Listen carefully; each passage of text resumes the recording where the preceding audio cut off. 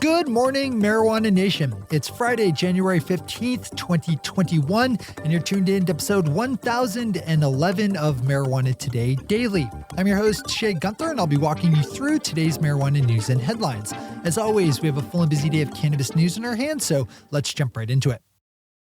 We lead off today's news with a story on the nicer side of the mood spectrum, with Colorado reporting that its total legal marijuana sales for 2020 have ticked over the $2 billion mark, and that the total so far is only tabulated through November. So there's still yet more to pile onto the year's heap.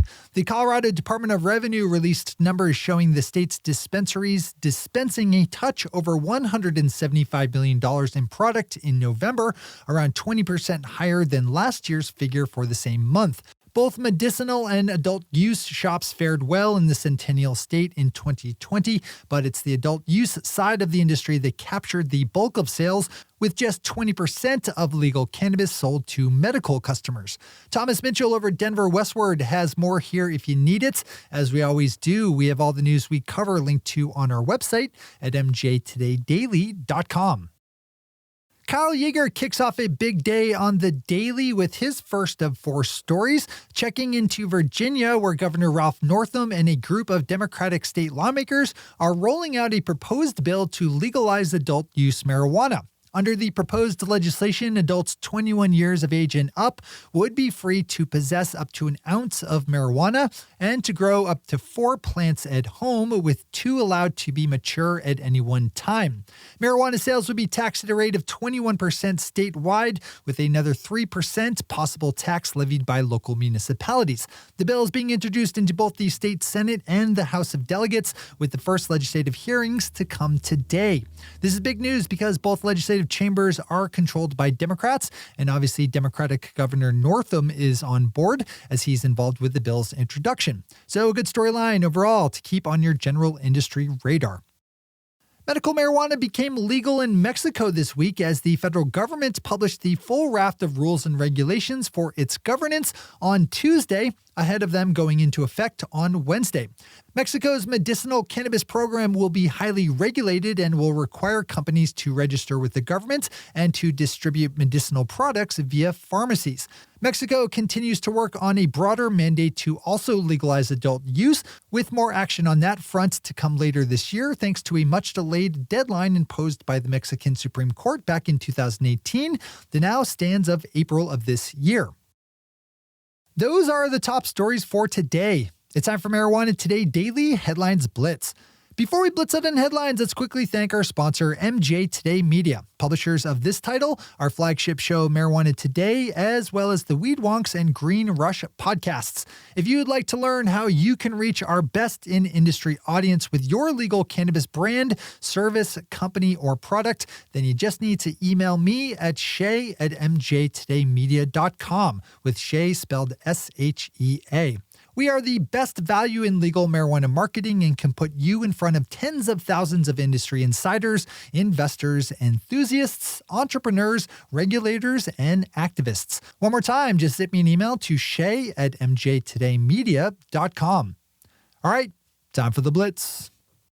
Maryland state officials have designated cannabis industry workers as high priority when it comes to receiving the coronavirus vaccine. Legal cannabis workers share the same priority status as healthcare providers and are eligible to get a vaccine shot during the state's Phase 1A tier. If you're in Maryland and work for the industry, you should know about this. And let's see this in more states. New Mexico's Governor Michelle Lujan Grisham released her legislative agenda for 2020 on Wednesday and included language calling for the legalization of adult use marijuana. New Mexico has been flirting with adult use reform for a few years now, with close calls coming via both a ballot measure and legislative action, but so far the full crest to legalization has not yet broken. Governor Grisham is hoping that this is the year that changes and pushed hard on the economic benefits of legalization in a press release issued by her office. I have a feeling that argument might be all the more attractive this year, just about everywhere. Marijuana multi-state operator Cresco Labs is expanding into the state of Florida via a $213 million all-stock purchase of Bluma Wellness. The deal will give Cresco 7 operational dispensaries in the Sunshine State, along with licenses for 8 more, and is expected to close sometime in the second quarter. Rhode Island Lieutenant Governor Mike Daniels, who will likely fill the state's top spot soon once current Governor Gina Raimondo transitions over to becoming President Joe Biden's new Commerce Secretary, said yesterday during a press conference that he thought marijuana legalization was something his state should pursue. In a departure from Governor Raimondo and her stated wish that the state control legal marijuana sales, Lieutenant Governor Daniels seems more to favor a free market approach, with business licenses to be given out to private companies like most other medical states. The exact timing on Governor Raimondo leaving is still up in the air, so we'll have to keep an eye on this storyline as it evolves over the next couple of months. The newly elected prosecuting attorney in Washtenaw County, Michigan, announced earlier this week that his office would not be pursuing criminal charges for anyone caught with any amount of cannabis or psychedelics.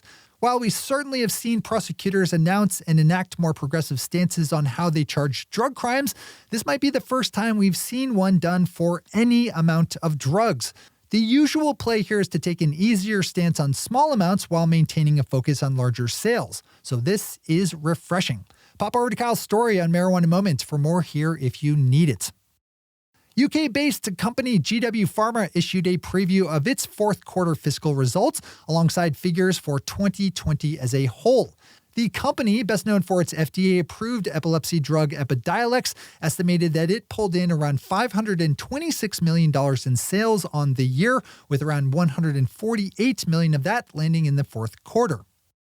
And finally for today, Steve Bloom over at Celeb Stoner picked up on the story of one Jenny Cudd, who was arrested this week by the FBI for her role in the attack last week on the U.S. Capitol by supporters of disgraced reality show host Donald Trump. Apparently, Ms. Cudd was vocal online about her support of Trump and his insurrection and posted widely on social media as she joined thousands of traitors last week in storming the Capitol.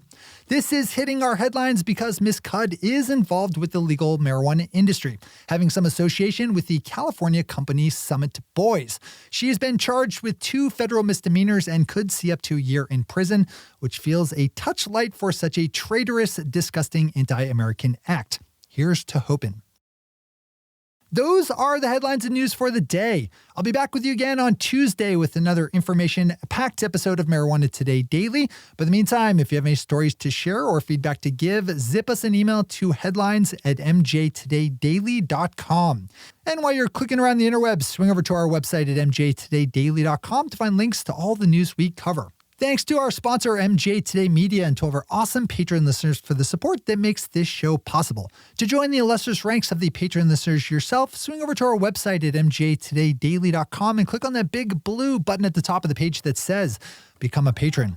I'm your host, Shay Gunther. Thanks for tuning in and starting your day with Marijuana Today. Today.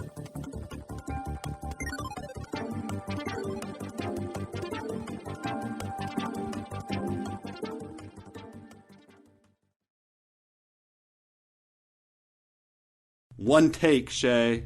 One take.